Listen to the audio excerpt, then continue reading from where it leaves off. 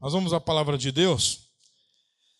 Nós vamos falar de um assunto aqui, de um personagem de Elias, mas nós vamos falar de um assunto que é o seguinte: hoje nós falamos de lágrima, falamos de vida espiritual, na escola bíblica falamos também sobre batalha espiritual, e o Tarcísio falou algo aqui que foi importante, né? Da forma como que a gente cultuava no passado, como a gente cultua hoje, dos hinos que mudaram, da forma que mudou. E nessa manhã eu quero falar com os irmãos 4 passos. Todo mundo quer que o fogo desça do céu, que o fogo caia do céu. A gente quer ver fogo cair, a gente quer ver Deus operar. Então, nessa manhã, nós vamos estudar um texto, vamos ler um texto aqui em 1 Reis, amém? 1 Reis, capítulo 18. Nós vamos olhar um pouco uma passagem da vida do profeta Elias e nós vamos ver 4 passos que Elias deu e que nós também devemos dar se nós quisermos ver o fogo de Deus descer sobre nós. Então, 4 passos para o fogo de Deus descer. 4 passos para Deus enviar o seu fogo, o seu poder. Isso nós vamos ver nessa manhã, nesses textos que nós vamos ler aqui no 1 Reis, capítulo 18. Diz assim, no versículo 30. Aliás, vou ler o 29 só para a gente entrar no contexto. 1 Reis, capítulo 18, versículo 29. Passado o meio-dia, profetizaram eles até que a oferta de manjares se oferecesse. Porém, não houve voz, nem resposta, nem atenção alguma. Aqui, irmãos, eu vou lendo e vou pregando e lendo os versículos para a gente entender exatamente o que está sendo falado. Como eu já disse, o nosso culto tem que ser racional, a gente tem que saber o que está fazendo aqui. A gente não poderia aqui, todo mundo levantar, começar a gritar, rolar no chão, dar mortal, cambalhota, e gritar, todo mundo gritando, falando, foi a presença de Deus. Pode ser qualquer coisa, menos Deus, uma confusão dessa. O evangelho é racional. Eu tenho que saber quem é Cristo, o que Ele fez, quem sou eu, onde eu estou, quem é meu Deus. Eu tenho que saber tudo. E Deus não é uma coisa que vai baixar em mim. O que aconteceu? Eu não sei, irmão, não vi nada. A hora que eu vi, isso aí não foi Deus que baixou em você, não. Foi outra coisa. Porque Deus não apaga a sua mente, né? Eu não sei, irmão, não vi nada a hora que aconteceu, não. É razão. O profeta sabe o que está falando. Então aqui nós vemos uma passagem onde o Baal, que é um deus cananita, um deus cananeu, esse Baal, ele era um deus, segundo os cananeus, era o deus das colheitas, é o deus da produtividade do campo, é um deus que abençoava todas as coisas. Para você entender uma questão inicial, Baal, a palavra Baal no hebraico significa senhor ou dono. Por exemplo, quando você lê uma passagem onde Sara diz para Abraão, meu senhor, sabe qual é a palavra que ela está dizendo? Meu Baal. Aí você fala, nossa, a Sara está chamando o Abraão de Baal. Não, ela está dizendo, meu senhor. Porque Baal é senhor. Então veja, o povo de Israel, quando entrou em Canaã, quando cruzou o Rio Jordão e entrou em Canaã, na terra prometida, a ordem de Deus é que eles não fizessem aliança com os povos, pelo contrário, faziam guerra, matavam todo mundo e tomavam posse da terra. Mas aí eles entraram nas terras dos cananeus e absorveram os costumes dos cananeus. Então esse povo que veio do Egito, passou pelo deserto, morreu aquela geração, veio uma nova geração, cruzaram o Rio Jordão, tinha uma promessa de entrar na terra prometida. Quando eles entram na terra prometida, guiados por Josué, vão tomar posse da terra prometida, a terra que emana leite e mel, uma terra abençoada, e eles entraram nessa terra. Só que eles vieram, na mente deles, eles já tinham uma coisa do Egito, tinham umas coisas do deserto e a cabeça complicada. Eles não confiaram só em Deus, o Senhor Deus Todo-Poderoso, não, o Deus de Israel. Eles ainda tipo assim, eu creio no meu Deus, mas também não vou desprezar esse Deus dos cananeus, não. Vai que o meu falha, eu uso esse. Aí eles entraram na terra e continuaram a cultivar a cultura do Baal, que é um Deus cananeu. Então era comum as casas terem um Deus bem pequenininho do Baal, porque a idolatria era proibida no meio do povo de Israel. Era contra. Deus abominava a idolatria. Não se curvarás a outros deuses, então não pode ter outro Deus. Só que o cara não tinha um Deus grande para ele se curvar, porque era proibido. Mas no oculto, no escondido, dentro da casa dele, lá num cantinho, ele tinha um baúzinho escondido lá, que ele fazia as orações dele escondido, para ninguém ver. Isso daí é o seguinte, é em público você ter uma atitude e no privado outra, é uma hipocrisia. Você contestar, criticar a idolatria no aberto e na sua casa você pratica essa idolatria. É o que o povo estava fazendo. E chegou um tempo que o povo estava orando só a Baal. E, entre outras coisas, o Baal é o senhor das águas, ele que manda a chuva, a tempestade. E ótimo. Então o povo começou a adorar esse Deus Baal. E foram se esquecendo do Deus de Israel. O Deus que tirou eles do Egito, o Deus que deu vitória para eles. Eles esqueceram desse Deus. Ficaram adorando só Baal, Baal, Baal. Sabe o que aconteceu? O senhor das águas, esse Baal. E esse Baal tinha uma esposa. A esposa do Baal, a Astarote, ela era a deusa da fertilidade. Então tudo fazia nascer, brotar as plantas. Enfim, esse casal aí era o casal, um fazia chover, outro fazia nascer a planta, e era o casal que abençoava os agricultores. E eles esqueceram de Deus. Aí, irmãos, aparece um homem, do nada, no capítulo 17, do nada. O nome dele é Elias. Quando ele fala o nome dele, já é uma afronta, porque o nome dele, quando ele chega e fala, prazer, eu sou Elias. Elias quer dizer, Jeová é o meu Deus. Em outras palavras, Jeová é o meu Senhor. O povo de Israel, cada um tinha o seu Baal. Ele chegou e disse, Jeová é o meu Senhor. O nome dele é, vocês têm seu Senhor aí? O meu Senhor é Jeová. O nome dele é, Jeová é o meu Senhor, Elias. Elishiarro. Ele chegou. Aí ele disse, sobre minha palavra não vai cair água, nem chuva, nem orvalho, nada, não vai cair nada. Vai ficar seco, tudo seco. Por que ele deu essa ordem? Do nada. Porque vocês não estão adorando o Senhor das águas? Para mostrar que esse Senhor de vocês não manda em água nenhuma, não vai chover. Não vai cair nem orvalho. Vai ficar uma sequidão tremenda. E acabou. E assim ficou. E 7 anos sem chover. E o que aconteceu? A seca estava matando tudo, não tinha água, morrendo de sede, morrendo os animais, morrendo o povo, não tinha comida. É uma sociedade agropastoril. Como que você vai criar uma ovelha se não tem água para ela beber, não tem campo para ela comer? Como é que você vai plantar se não tem água para regar? Então estava necessidade, fome, todo mundo passando necessidade, passando fome. Até que então Deus disse, agora chega, se apresente a Acabe, porque agora vai ser o confronto final. O Elias entra na presença, vai lá, chamou Acabe, chama os profetas de Baal, porque Baal tinha seus profetas, e falou, olha, então vamos fazer um desafio. Você tem um senhor, que é o Baal, eu tenho o meu senhor, que é Jeová. Então, entre o seu senhor e o nosso senhor, vamos travar a batalha. E nós vamos orar, você ora para o seu senhor, eu oro para o meu senhor. E o senhor que mandar fogo do céu, esse é o senhor verdadeiro. Então vamos fazer 450 profetas de Baal, de um lado, e Elias sozinho do outro. Foi feito o desafio.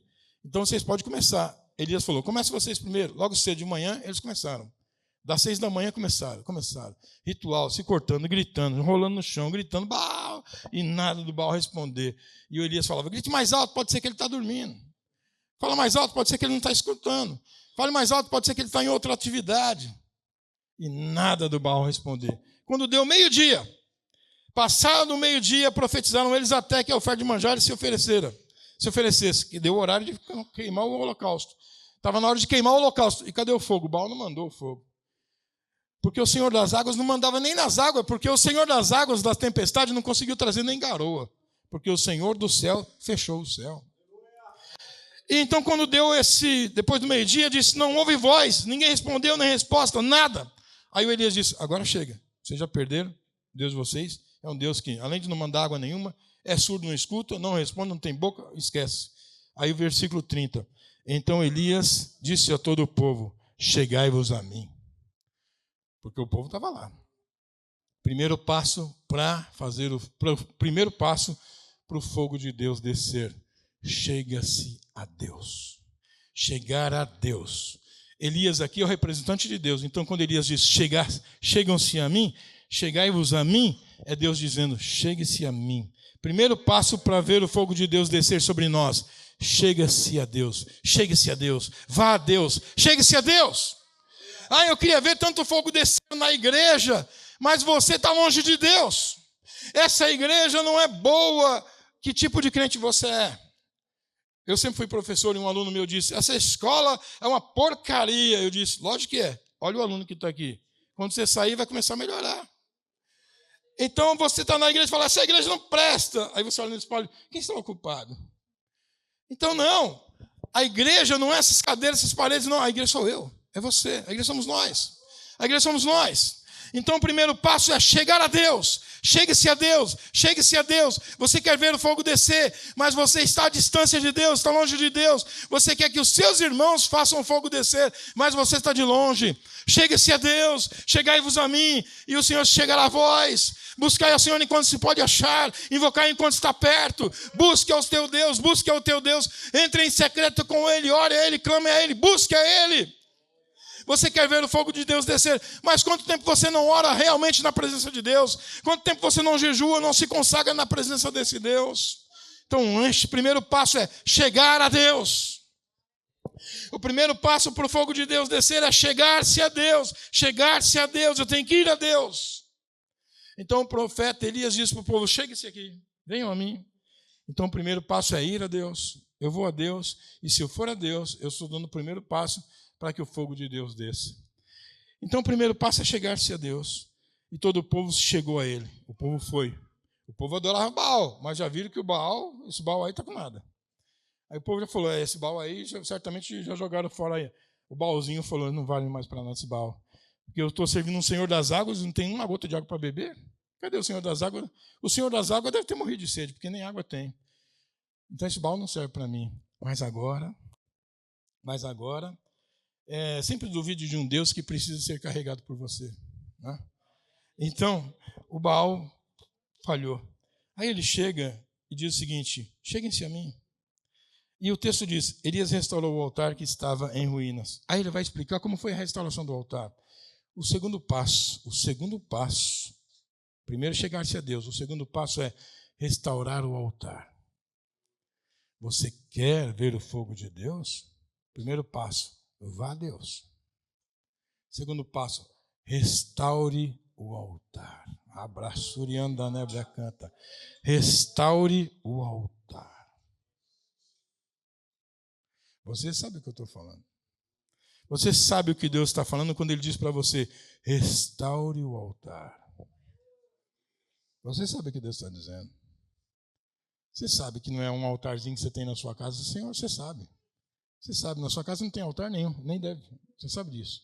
Você sabe que o altar que você tem que restaurar é aqui. Você sabe que o seu coração já foi altar de Deus e não está sendo. Quais são os passos? Olha o que Elias vai fazer. Aí diz o texto que Elias então pega 12 pedras,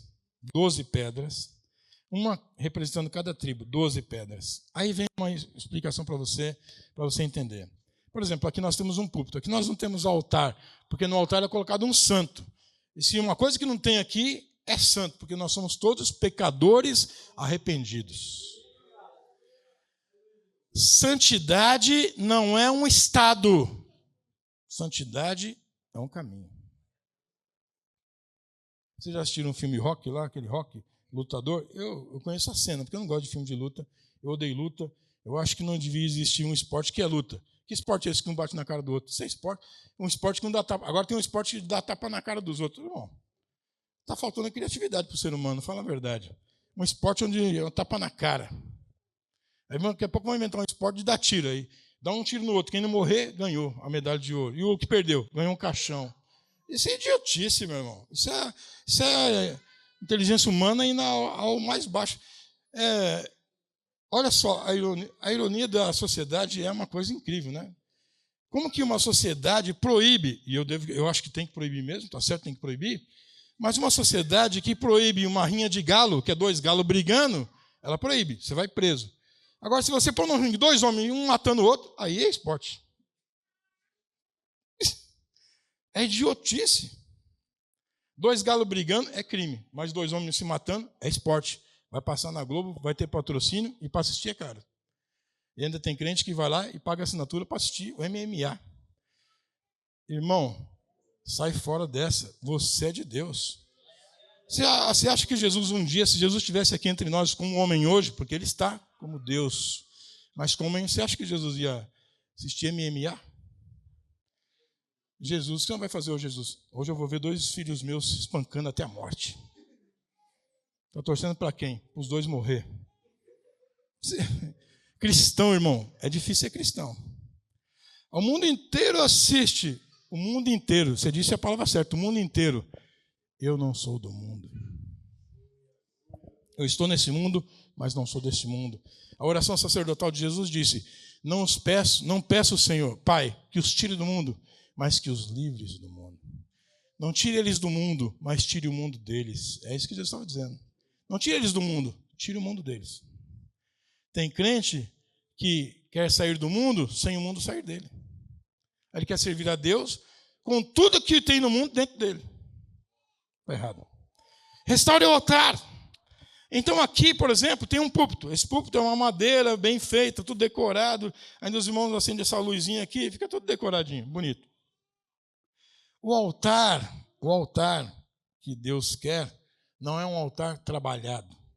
Você sabia que para fazer um altar para Deus, na época bíblica do Velho Testamento, sabe qual é o altar que Deus queria? A pedra tinha que ser bruta.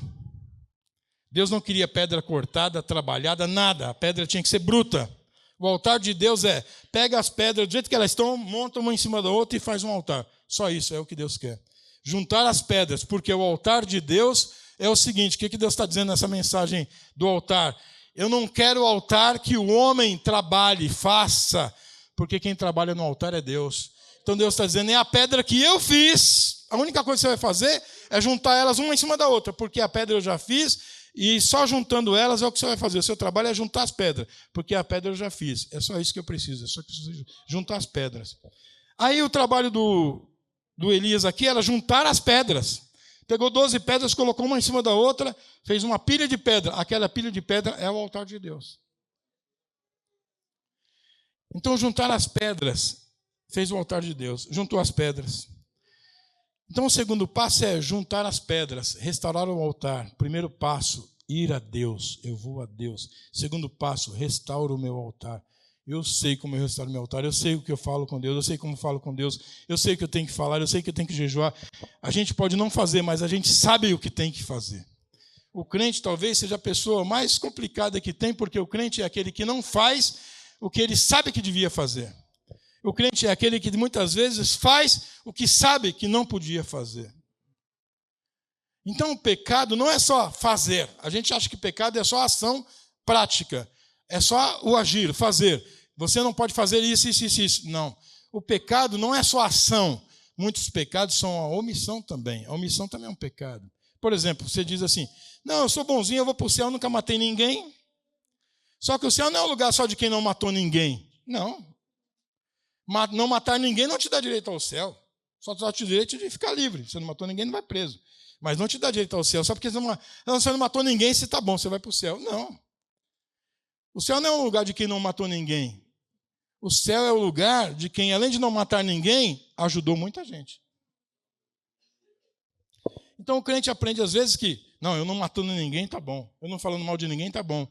Não basta você não falar mal de ninguém, não fazer mal a ninguém. Eu não faço mal a ninguém, eu sou uma pessoa boa. Não, esqueça isso. Pessoa boa não é aquela que não faz mal a ninguém. Uma pessoa boa é aquela que, além de não fazer mal a ninguém, faz o bem a muita gente. É o que você vê de Jesus. Jesus não fez o mal a ninguém.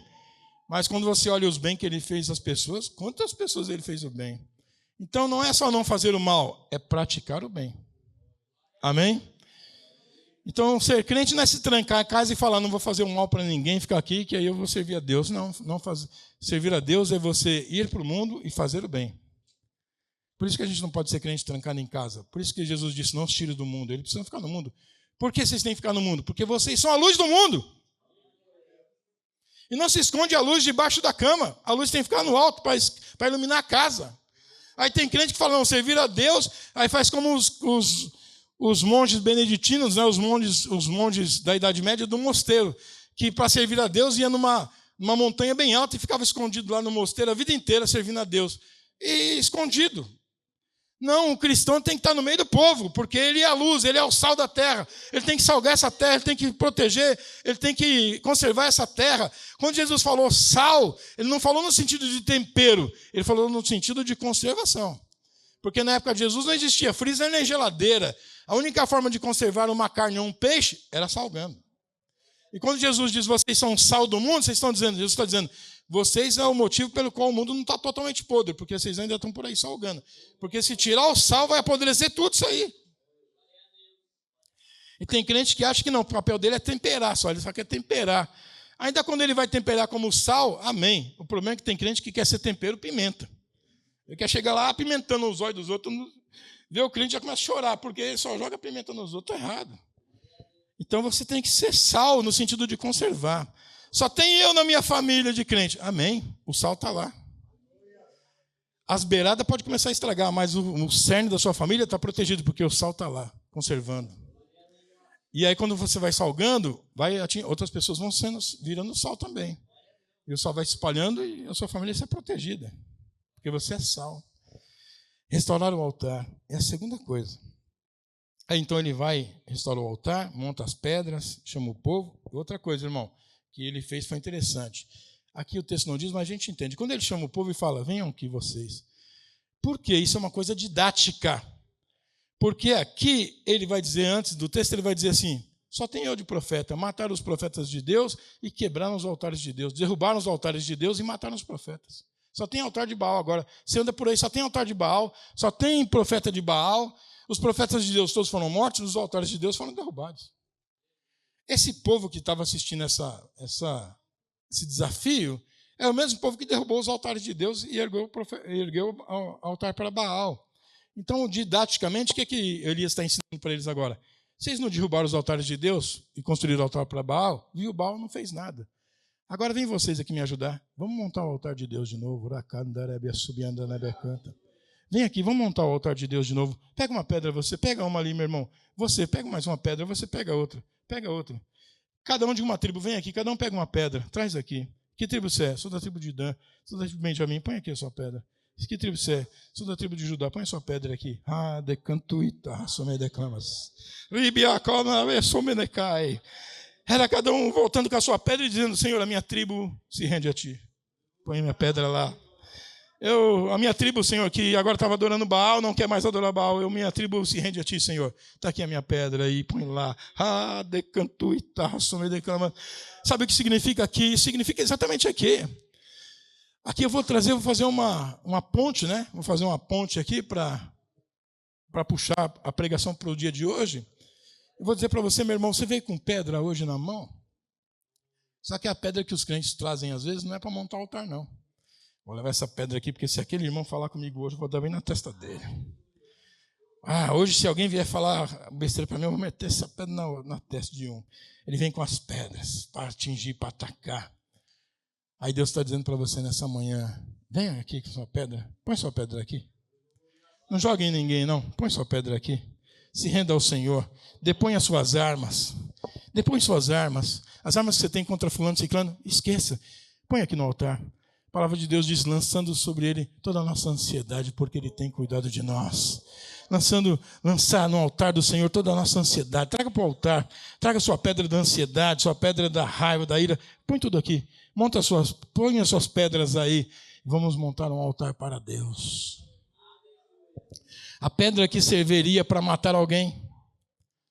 Porque Caim matou Abel com um osso, né? Porque alguns irmãos mataram outros irmãos com pedra. Os irmãos ficaram apedrejados. Apedrejados. Por que uma pessoa apenada pela lei não podia ser, por exemplo, morta com a espada? Por que tinha que ser com uma pedra? Por que uma pessoa que a lei errou pela lei tem que morrer? Vai morrer por causa da lei. Por que não morria com a pena de morte de espada, de flecha? Por que enforcado? Por que tinha que ser pedra? Porque no entendimento dos doutores da lei, se você errou pegando porque você pecou contra a lei, é a lei que vai te matar, é o próprio Deus que vai te punir. Então, flecha não foi feita por Deus, lança também não. Mas o que Deus fez? Deus fez as pedras. Então vamos jogar pedra nele, que aí é Deus que está matando. É uma lógica cruel, né? De qualquer forma, é Deus que está matando porque ele fez a pedra. Deus não fez a pedra para a gente jogar nos outros, Deus fez a pedra para outras coisas. Então a religião sempre procura um argumento para matar as pessoas em nome de Deus. Quantas atrocidades se fazem em nome de Deus? Quantos pastores expulsam membros da igreja em nome de Deus? Em nome da fé, dos bons costumes? Está errado. É Cristo, Cristo, Cristo é o Cristo que nós servimos, o Cristo que nós servimos, o Cristo que nós temos que servir. Traga a sua pedra, coloque ela aqui. Não jogue sua pedra em ninguém, não mate seu irmão, pelo contrário, traga a sua pedra e deposite aqui. Se renda na presença de Deus. Restaure o teu altar, restaure o teu altar, restaure o teu altar. A primeira coisa que você tem que fazer para restaurar o altar é lançar a mão das pedras que você tem com você. Esqueça as pedras, você não vai jogar em ninguém pedra, esqueça. Mas jogam muitas pedras em mim. Mostre para o seu Deus, fale para ele. Não é porque jogam em você que você vai jogar em alguém. Nunca revide, nunca revide. Mas deposite suas pedras na presença de Deus. E aí vai para o terceiro passo. Olha só o que diz o texto. Versículo 34. Então, 33. Então armou a lenha, dividiu o novilho em pedaços, pôs sobre a lenha e disse: enchei 4 cântaros de água e derramai sobre o holocausto. Agora eles vão derramar água em cima do sacrifício e em volta no rego que eles abriram em volta. Agora vem o terceiro passo. O primeiro passo é eu me achego a Deus. O segundo passo, eu restauro o meu altar. Terceiro passo, derrame lágrimas. Derrame lágrimas. Irmão, isso aqui é um passo ligado ao outro. O cara está longe de Deus, não quer nem saber. Aí o primeiro passo que ele quer estar na presença de Deus, ele vai a Deus. Quando você vai a Deus, meu irmão, você quando sai da presença de Deus, você não sai dizendo assim: nossa, eu sou o cara, eu sou maravilhoso. Nossa, como eu sou lindo, como eu sou bom, eu sou muito inteligente. Quem vem de um culto falando isso, não foi num culto a Deus. Quando você vai a um culto, igual tem aí muita igreja coach, culto coach, que só fala que você é lindo, maravilhoso, que você não sei o quê, que você não sei o quê, que você é lindo. A gente nem poderia ser coach aqui na igreja, nem daria certo, porque coach é sinal de sucesso. Aí o coach tem que ser tudo magrinho, cheio de todo bombado, aí já vem eu aqui, já sou gordo, já estou reprovado. Segundo a Ana Paula, eu nem sou pastor, não tenho nem autoridade, porque crente gordo não tem autoridade, ela falou. Então, eu já não teria autoridade. Segundo, já estou com a minha mão remendada. Esse profeta aí já está até com a asa quebrada. Esquece. Não, meu irmão, aqui é Cristo. Eu posso vir mancando, como alguns irmãos vêm mancando aqui para frente. Cantar, vem mancando. Mas o meu corpo manca. A minha perna dói, que a sobianda da nébia cai, mas o meu espírito está forte no meu Cristo. Rabra subianda da nébia canta, porque o meu corpo vai perecer, mas o meu espírito voltará para Ele, porque é dele, para Ele, e dele eu sou. Então não me importa o corpo, é o Senhor que é o meu Deus, é Ele quem vai receber o meu espírito. Corpo sano, mente sana, não sei o quê.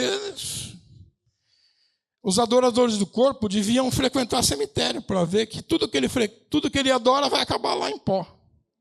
Não que você não tenha que cuidar do seu corpo, porque o corpo é o templo do Espírito. Você tem que cuidar do corpo, cuidar do templo, para ter saúde.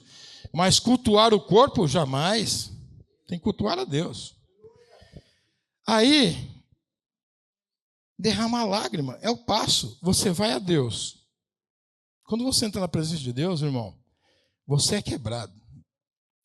Primeira coisa, quando você chega na presença de Deus, você fala: Senhor, eu não mereço estar aqui. Eu nem devia estar aqui. Senhor, tem misericórdia de mim. Na tua presença, Senhor, eu não mereço estar aqui. Eu tenho tanto pecado. O Senhor sabe quem eu sou? Eu não mereço. É o que aconteceu com Pedro quando ele viu que Jesus realmente era o Filho de Deus. Quando ele viu que Jesus era o Filho de Deus, naquela pesca maravilhosa, ele estava só com a parte de baixo da roupa. Ele disse para Jesus, ele não era nem digno de ver Jesus, não era digno. Ele estava seminu, era um pecador. Ele falou: não sou digno. Porque olha quem o Senhor é, olha quem eu sou. Quando você vai à presença de Deus, você vê quem Deus é e você fala: olha quem eu sou. Eu sou, e Senhor, tem misericórdia de mim. Por que os querubins e serafins que estão diante de Deus vão com 2 asas, com 2 eles e acabam escondendo os seus pés? Porque aquele lugar na presença de Deus é tão santo, tão glorioso, tão maravilhoso, que eles sentem vergonha de colocar o pé naquele lugar, então eles escondem os pés. Então quando você vai à presença de Deus, você fala: Senhor, quem eu sou? Eu sou um miserável, eu sou um pecador, eu não sou nada, Senhor. E aí você se quebra. E quando você se quebra, o que vem do seu coração? A lágrima. Eu gosto de um filme, O Homem Bicentenário. É um filme antigo aí. Só quem é da antiga conhece. Do Robin Williams. O Homem Bicentenário é um robô que ganhou um coração, tipo a inteligência artificial. Aí ele vira um robô quase humano, quase humano. Aí ele está conversando com a menina e ele diz assim, eu queria tanto ser humano, eu queria saber algumas coisas. Aí ele pergunta para a menina, o que é lágrima? Como vocês choram? Aí a menina não soube explicar. Ele mesmo deu uma explicação, ele disse, eu acho que o choro dos humanos é o seguinte, o coração de vocês, quando você sente uma emoção, ele começa a sair água do coração, como uma fonte. Aí a água vai saindo, vai enchendo, até que transborda pelo olho. Ah, que bonita essa fala, né? O coração vai enchendo, vai derramando, vai subindo e transborda pelo olho. E quando você vai à presença de Deus e você vê quem você é, você começa a chorar. Seu coração vai se enchendo e transborda pelo seu olho. E você banha o seu lugar com a lágrima e você está molhando. O que você está fazendo ali? Você está regando o altar, molhando o altar com as suas lágrimas, molhando o altar com as suas lágrimas, chorando na presença do teu Deus. Ah, lá que assobiando a lebre canta. Ah, meu irmão, isso é o que faz mais falta para nós hoje em dia, é isso. As nossas orações hoje, quando termina um culto de oração, o chão está seco. É por isso que a igreja está seca. Eu ainda me lembro da igreja onde eu me converti lá, anos atrás, 40 anos atrás, quando eu me converti lá. Depois dos cultos de oração, era comum você passar no meio dos bancos e ver o chão com lágrimas pelo chão, porque no culto de oração a gente não orava com a cara na cadeira, a gente orava com a cara no chão, e lá a gente derramava as nossas lágrimas, e nossa oração ficava expressa em lágrimas naquele piso, e aí ficava aquelas lágrimas. Era preciso o zelador depois passar um pano, porque todo mundo que estava orando estava chorando no chão, chorando. Mas hoje não, termina o culto de oração e o chão está seco, os olhos estão secos, o coração está seco, o culto está seco, o altar está seco, o altar destruído, derrubado e ninguém chora. É preciso chorar na presença de Deus. Chorar por reconhecer que nós não somos nada, quem Ele é, o Deus maravilhoso, glorioso e santo que Ele é. E chorar e se derramar na presença dEle. Oh, de cantuita, raço me declamas. Se você lê a sua Bíblia não tem uma lágrima. Eu tenho minha Bíblia toda marcada, eu tenho minhas Bíblias antigas, eu tenho a Bíblia desde a época do seminário, sem capa, porque eu usei 4 anos para o seminário, anotando. Então a minha Bíblia ficou, coitada, bem destruidinha. E eu não quero desfazer da minha Bíblia, eu guardo ela. E aí eu me lembro que vários textos da minha Bíblia que está anotado assim com caneta vermelha, aqueles marca-texto, e aí tem um borrão assim, eu falo, nessa página aqui foi onde eu chorei. Porque você está lendo ali, a lágrima cai, borra a caneta. Você fala, aqui nessa página tem uma lágrima minha. Essa página aqui, Deus já falou no meu coração, eu já chorei em cima dessa Bíblia, nessa página. Porque quando Deus fala conosco, irmão, não tem como negar que Deus falou. Eu não sou contra os movimentos onde Deus fala. Eu sou contra os movimentos de fala falsa de Deus. Porque eu não consigo entender. Uma pessoa mascando chiclete e fala, Deus falou comigo. Agora. Tipo, Deus falou com ele, nem o chiclete ele cuspiu. Deus falou com ele, mostrou o céu e ele mascando chiclete. Ele não precisou nem tirar o chiclete da boca. Deus mostrou todas as glórias do céu e ele continuou mascando chiclete. Só que quando eu vejo gente que encontrou Deus de verdade, não tinha como mascar chiclete, não. Eu vi o Daniel quando ele encontrou o anjo do Senhor nas margens do rio Quebar. A palavra de Deus, às vezes, quando ele viu aquele homem, ele caiu com a cara no chão. Caiu com a cara no chão. E toda a vida ele pensou que ele ia sair dele, ele ia morrer. Eu vejo João no Apocalipse, quando ele vê a glória de Cristo no céu, ele cai com a cara no chão.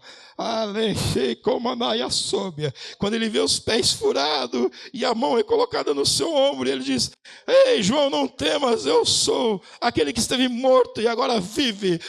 Decantuita, declamas. Quando você encontra com Deus, tem uma mudança completa na sua vida.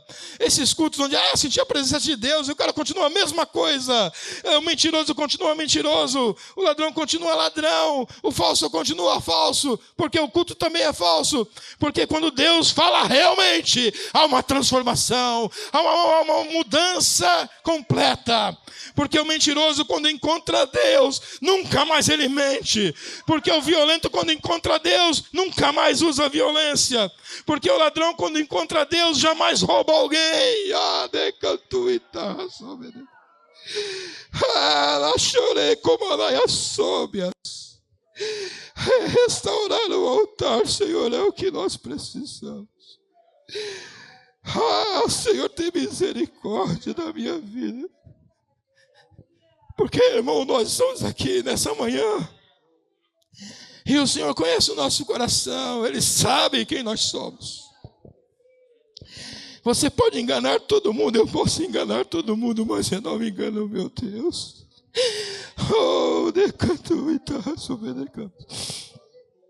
Eu sei quem o meu Deus é. Você pensa que pregador, Deus não fala com o pregador, você pensa que quando o pregador está pregando, ele está pregando para os outros. Eu nunca preguei para ninguém. Quando eu estive no seminário, eu tive professores muito abençoados por Deus. Quando eu fui para o seminário, Deus me abençoou muito no seminário. Fiquei 4 anos lá. Estudava terça, quarta, sábado, o dia todo até às 5 da tarde. Eu conheci homens de Deus, professores abençoados de Deus. Eles falavam coisas maravilhosas. Eu aprendi coisas muito boas. E um dos meus professores, o Dr. Paulo, um irmão bem moreninho assim, mais escurinho que eu, cabelinho branco. Ele era doutor 2 vezes. Ele era médico e dentista, porque na época, para ser dentista, tinha que fazer medicina. Ele era doutor em medicina. E ele era doutor em filosofia, em sociologia, professor da USP, um homem extremamente inteligente, uma formação maravilhosa, mas um homem de Deus. Meu professor de hebraico. E ele falava assim: vocês vão ser pregadores, nunca preguem para homens. Aí a gente falava: como assim, doutor Paulo? Nunca preguem para homens. Os homens vão estar ouvindo, mas você está pregando para Deus. E aí ele explicava: essa é a palavra de Deus. E quando você pega a palavra de Deus e vai explicar a palavra que Deus escreveu para os seus irmãos, o próprio Deus olha para você. Deixa eu ver como ele explica a minha palavra.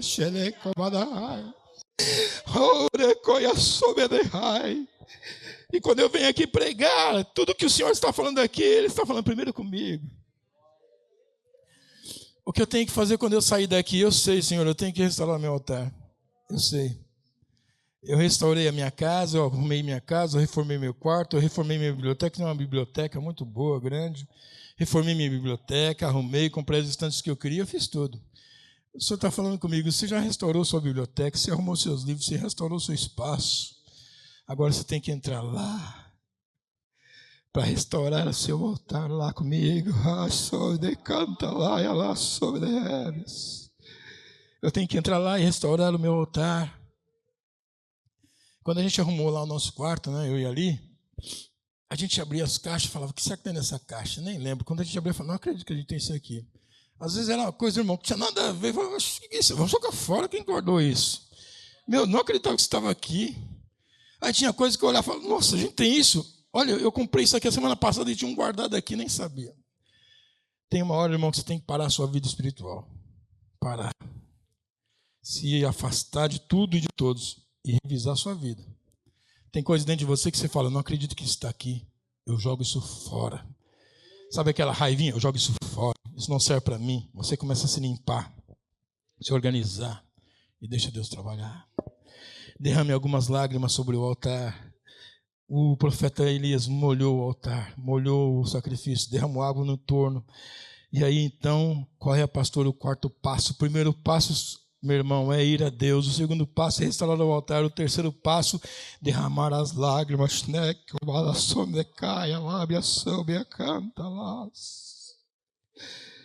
Aí tem crente que fala, eu vou ficar chorando nada na presença de Deus. Aí acontece as tragédias da vida dele, ele chora por dor. Eu estou chorando aqui, não estou sentindo dor nenhuma, estou chorando porque a presença de Deus está no meu coração. E a presença de Deus vai transbordando e a gente chora. Ei, candelabras súbias. Ei, meu irmão, sabe quando você recebe um abraço de uma pessoa assim que ela te abraça, ela não fala nada, mas ela te abraça e você entende tudo que ela está falando sem ela falar? É assim que você sente a presença de Deus. Uma pessoa me perguntou, pastor, o que tu tem que falar num velório? Se você não tiver que falar, não fale nada. Eu vou nos velórios, sou obrigado a falar que eu sou pastor. Mas você que não tem que falar, não fale nada. Vá no velório. Simplesmente chega na familiar daquele que está morto e dê um abraço. Você não precisa falar nada dele, ele vai sentir. Ele vai sentir. Eu fui no velório de um pastor amigo meu que faleceu. 1 ano antes, o filho dele tinha falecido. Depois faleceu ele. Eu fui na esposa. E eu tinha ficado viúvo também naquela fase. E eu fui nela. Eu não conseguia falar nada, porque eu não tinha palavra. Ela perdeu um filho, depois perdeu um marido. Eu só dei um abraço nela. E no meu coração, eu sabia tudo o que eu queria dizer.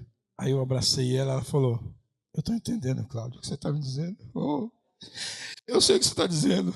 Eu falei, amém, porque eu não posso dizer. Ela disse, mas eu estou entendendo. Porque ali foi uma união da minha dor com a dor dela, e nós nos unimos naquela dor.